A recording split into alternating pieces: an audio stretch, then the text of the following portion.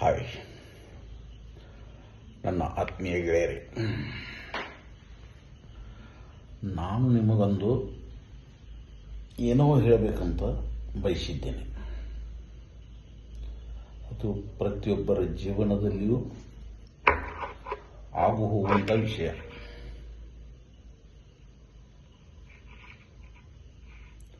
ಒಬ್ಬ ವ್ಯಕ್ತಿಯಿಂದ ಇನ್ನೊಬ್ಬ ವ್ಯಕ್ತಿಗೆ ಈ ಮಾತು ಸಂಚರಿಸುತ್ತಾ ಬಂದಿದ್ದೆ. ಅದು ತಮ್ಮ ಮುಂದೆ ಹೇಳಲು ಬಯಸುತ್ತೇನೆ. ಅದು ನನ್ನ ಹೃದಯಕ್ಕೆ ಸಮೀಪದಿಂದ ತಟ್ಟಿದೆ. ಅದನ್ನು ತಮ್ಮ ಮುಂದೆ ಪಡಿಸಲು ಬಯಸುತ್ತಾ ಇದ್ದೇನೆ. ಅದು ಎಷ್ಟು ಸರಿಯೋ ತಪ್ಪೋ ಅದು ನಿಮ್ಮ ವೈಯಕ್ತಿಕ ವಿಚಾರ.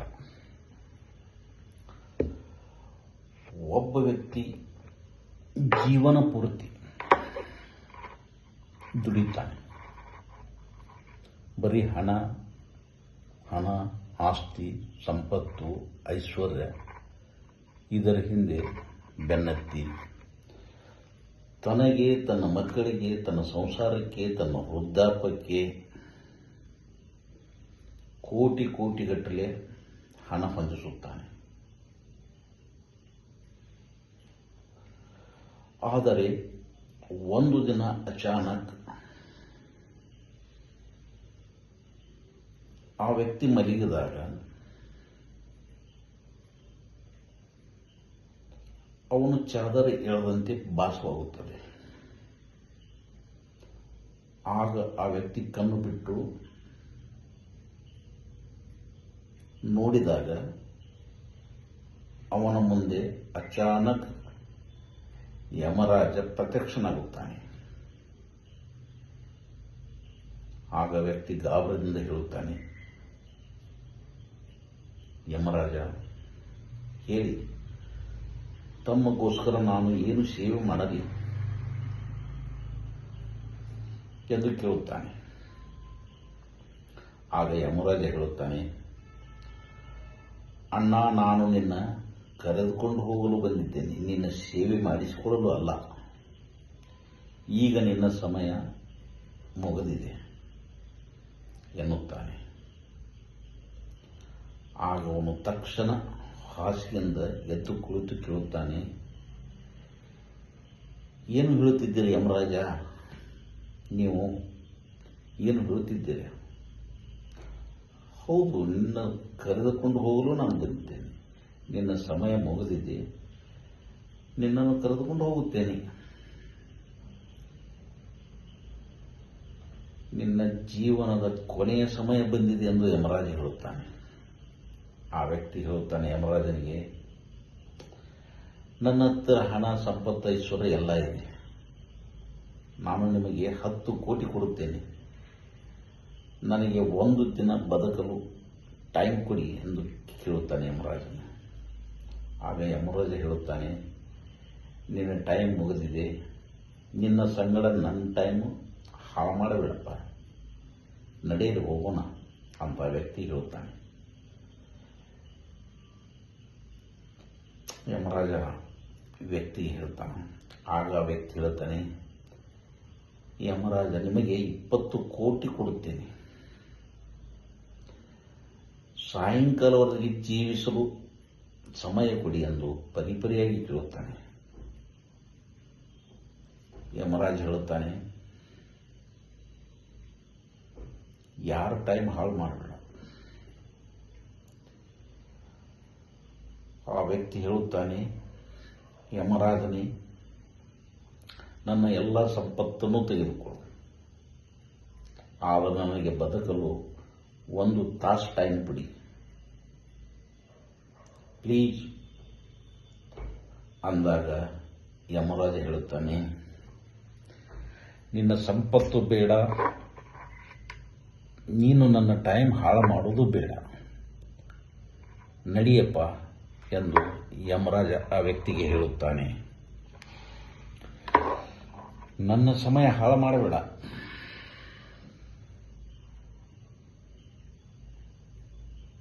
ಅಂತ ಯಮರಾಜ್ ಹೇಳ್ತಾನೆ.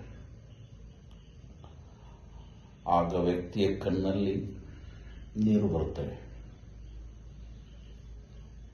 ಆ ವ್ಯಕ್ತಿ ಹೇಳ್ತಾನೆ, ಯಮರಾಜಗೆ ನಾನು ಒಂದು ಪತ್ರ ಬರೆಯಲು ಅವಕಾಶ ಮಾಡಿಕೊಡುತ್ತೀರಾ ಎಂದು ಯಮರಾಜನಿಗೆ ಕೇಳಿಕೊಳ್ತಾನೆ. ಆಗ ಯಮರಾಜ ಎಮೋಷನದಲ್ಲಿ ಆಗಲೆಂದು ಹೇಳ್ತಾನೆ, ಬರಿ ಎಂದು ಆ ವ್ಯಕ್ತಿಗೆ ಪತ್ರ ಬರೆಯಲು ಹೇಳುತ್ತಾನೆ. ಆಗ ಆ ವ್ಯಕ್ತಿ ಬರೆಯುತ್ತಾನೆ ಪತ್ರದಲ್ಲಿ, ನನ್ನ ಆತ್ಮೀಯ ಗೆಳೆಯರೇ, ನನ್ನ ಪ್ರೀತಿಯ ಸಹೋದರ ಸಹೋದರಿಯರೇ, ನಾನು ಜೀವನ ಪೂರ್ತಿ ಹಣ ಆಸ್ತಿ ಅಂತಸ್ತು ನಡುವೆ ಗುದ್ದಾಡಿದೆ. ನಾನು ಒಳ್ಳೆಯ ಸಮಯ ಬದುಕಲು ಆಗಲಿಲ್ಲ. ಎಲ್ಲವನ್ನೂ ಮರೆತು ಬಿಟ್ಟೆ. ನಮ್ಮ ಪರಿವಾರ, ಸಹೋದರ ಸಹೋದರಿ, ಸಂಬಂಧಿಕರು, ಗೆಳೆಯರು ಯಾರಿಗೂ ಟೈಮ್ ಕೊಡಲಿಲ್ಲ. ಎಲ್ಲನನ್ನೂ ಮರೆತು ಬಿಟ್ಟೆ. ಹಣದ ಹಿಂದೆ ಬಿದ್ದಾಗ, ಕೊನೆಗೂ ಬಂದಾಗ ನಾನು ಎಷ್ಟೇ ಶ್ರೀಮಂತರಾದರೂ ಹಣ, ಸಂಪತ್ತು, ಆಸ್ತಿ, ಬಂಗ್ಲೆ ಎಲ್ಲವನ್ನೂ ಇಲ್ಲೇ ಬಿಡುತ್ತೇನೆ. ಆದರೆ ಕೋಟಿಗಟ್ಟಲೆ ಹಣ ಕೊಟ್ಟರು ಒಂದು ಗಂಟೆ ಉಸಿರಾಡಲು ಗಾಳಿ ಕೊಂಡುಕೊಳ್ಳಲು ಆಗಲ್ಲ. ಕೋಟಿಗಟ್ಟಲೆ ಎಲ್ಲ ನನ್ನ ಸಂಪತ್ತನ್ನು ಕೊಟ್ಟರು ಒಂದು ತಾಸು ಗಾಳಿ ಕೊಂಡುಕೊಂಡು ನಾವು ಉಸಿರಾಡೋಕ್ಕೂ ನನಗೆ ಟೈಮ್ ಸಿಗಲ್ಲ. ನನಗೆ ಇಷ್ಟೆಲ್ಲ ಸಂಪತ್ತು ಏನು ಪ್ರಯೋಜನ? ಆದ್ದರಿಂದ ನನ್ನ ಆತ್ಮೀಯ ಗೆಳೆಯರೇ, ಬಂಧುಗಳೇ, ನಾವು ಎಷ್ಟೇ ಜೀವಂತ ಇರುತ್ತೇವೆ, ದಿನ ಜೀವಂತ ಇರುತ್ತೇವೆ, ಅಲ್ಲಿವರೆಗೆ ಪ್ರೀತಿ, ಪ್ರೇಮ, ಸಂತೋಷ, ಸಹಬಾಳ್ವೆಯಿಂದ ತನಗಾಗಿ, ತನ್ನವರಿಗಾಗಿ, ಸಂಸಾರಕ್ಕಾಗಿ ಬಹಳ ಆನಂದದಿಂದ ಬದುಕಿ ಗೆಳೆಯರೊಂದಿಗೆ ಟೈಮ್ ಕೊಡಿ. ಹಣ, ಸಂಪತ್ತು ಇದರ ಹಿಂದೆ ಬೀಳಬೇಡಿ. ಹಣ, ಸಂಪತ್ತು, ಐಶ್ವರ್ಯದ ಹಿಂದೆ ನಾವು ಓಡುತ್ತಾ ಹೋದರೆ ನಾವು ಎಲ್ಲವನ್ನೂ ಕಳೆದುಕೊಳ್ಳುತ್ತೇವೆ. ನಮ್ಮ ಜೀವನದಲ್ಲಿ ಹಣವೇ ಮುಖ್ಯವಲ್ಲ, ಮಾನವೀಯತೆಯೂ ಮುಖ್ಯ. ಆದ್ದರಿಂದ ದಯಮಾಡಿ ಎಲ್ಲರಿಗೂ ಹೇಳುತ್ತೇನೆ, ತಾವು ಗಳಿಸಿ, ಹಣ ಬೇಡ ಅನ್ನೋದಲ್ಲ, ಬಟ್ ಗಳಿಸುವ ಹಣದ ಹಿಂದೆ ಸಂಸಾರ, ಮಕ್ಕಳು, ಸಂಬಂಧಿಕರು, ಗೆಳೆಯರು ಅವ್ರನ್ನೆಲ್ಲರೂ ನೆನಪಿಸಿಕೊಳ್ಳಿ, ಅವರೊಂದಿಗೂ ಟೈಮ್ ಕೊಡಿ. ಆವಾಗ ನಮ್ಮ ಜೀವನ ಸಾರ್ಥಕವಾಗುತ್ತದೆ. ನಾವು ಎಷ್ಟೇ ಗಳಿಸಿದರೂ ಇಲ್ಲೇ ಬಿಡೋದು. ಅದಕ್ಕೆ ಹಣದ ಹಿಂದೆ ಬಿಟ್ಟು ನಮ್ಮ ಸಂಬಂಧಗಳನ್ನು ನಾವು ಹಾಳು ಮಾಡಿಕೊಳ್ಳೋದು ಬೇಡ. ನನಗೆ ತಿಳಿದ ಮಟ್ಟಿಗೆ ನಾನು ಹೇಳ್ತಾ ಇದ್ದೀನಿ, ಅದು ತಮ್ಮ ವೈಯಕ್ತಿಕ ಬಿಟ್ಟ ವಿಚಾರ. ಈ ಹಣ, ಸಂಪತ್ತು ಇದರ ಹಿಂದೆ ಬೀಳಬೇಡಿ. ಇದು ಒಂದು ಮಾಯಾಜಾಲ ಇದ್ದಂತೆ. ಇದು ನಾಳೆ ಇರುತ್ತದೆ, ಇರೋದಿಲ್ಲವೋ ಗೊತ್ತಿಲ್ಲ.